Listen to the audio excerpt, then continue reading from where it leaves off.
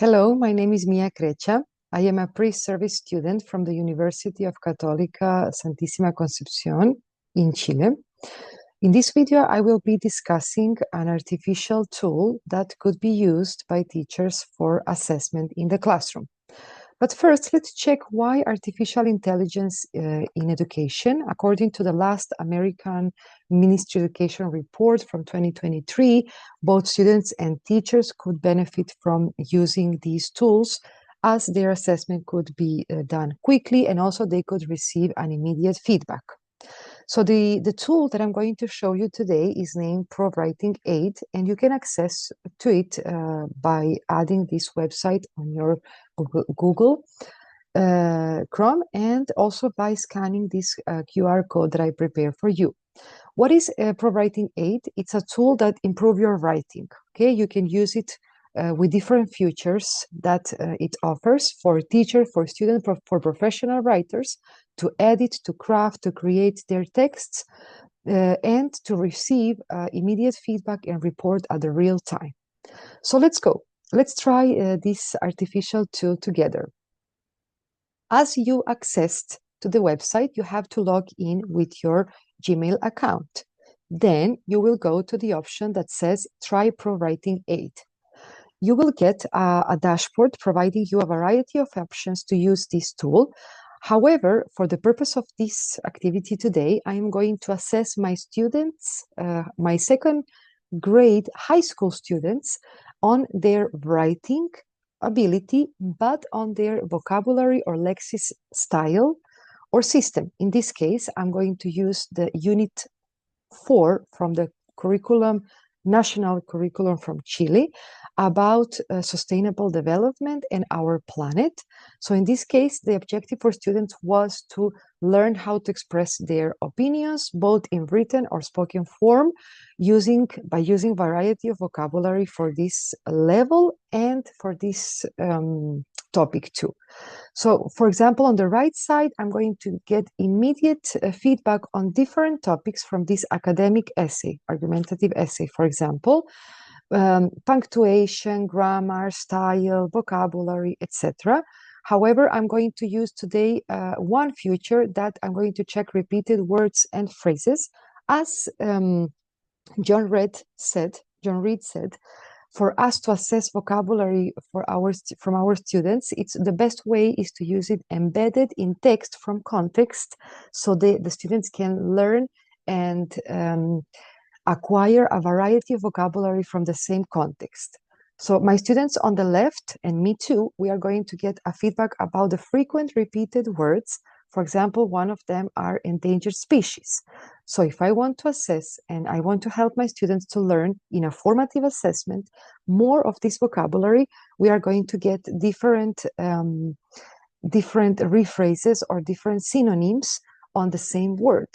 Let's go to more easy or to easier one, which are animals. And for example, they will get options as creatures, wildlife, or species. So they can acquire more vocabulary in the same context.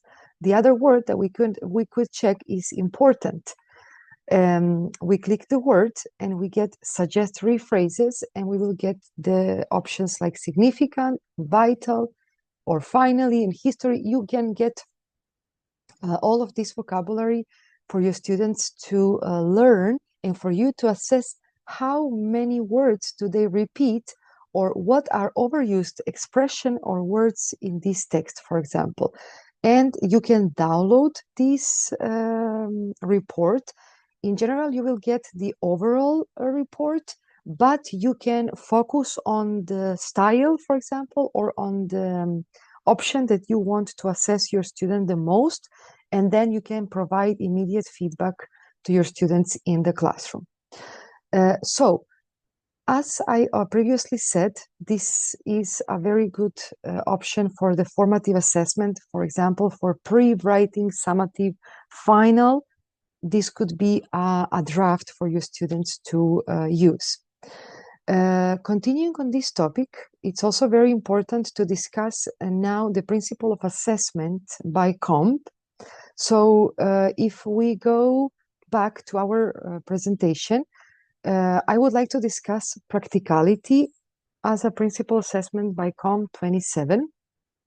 This application, this tool in general, is very practical for teachers to assess because they, I said, they can get an immediate feedback, and they don't have to use more of their time. So they will do it in the moment, and they can assess students and also provide feedback to them. Also, in case of validity, as I mentioned, we can assess the activities provided from the national curriculum, and also a writing, like, for example, argumentative essay, which our students already previously studied in the class. We can assess them on the valid content that is used in the classroom. In case of the washback, the same. Our students, both teacher and students, can get a positive washback as they get suggestions for corrections and not critical feedback. So they get a constructive feedback on this, on their writing, where they can say, okay, I am acquiring this vocabulary, I am going to learn more vocabulary, and this is going to be useful for my future or for the future assessment. In case of reliability, somehow this application or this tool is reliable because teachers can assess at the moment, as we could see, a different variety of futures. However, it is not reliable at the moment when the students can maybe get different options of assessing or futures, because this is an automatized application. It is not maybe adapted to all contexts, so sometimes could be difficult for teacher to assess the specific content.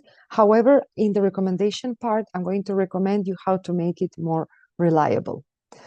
In case of security and transparency, the only principle of assessment that are kind of weak, because we have to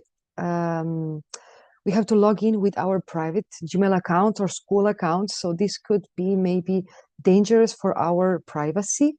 Maybe the parents for the students would not like for their children to log in this account. So we have to be careful here and investigate maybe how to make it more secure. For the transparency also, definitely it's not good for the summative assessment, as students could cheat or share their answers, and also there is an option to share on social media. So this could maybe also be a sign that this application is not secure, neither transparent. Finally, for the recommendation for teachers in service or pre-service teachers or the future students who want to study pedagogy, I recommend you to get informed in advance. Study about this application, read other people's opinions, for example, like watch these videos, plan your activities and assessment in advance, plan the text that you are going to use with your students, prepare for the summative assessment. As I said, maybe you could prepare your own analytic rubric to assess your students and then combine these two to assess your students. Definitely do not be afraid to innovate and continue learning, and take these options like some tools that are going to help you and not as your enemies.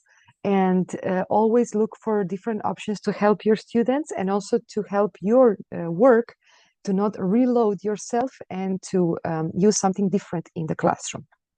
Thank you for watching. And here also you can see all the references that I used to investigate and to record this video. Goodbye.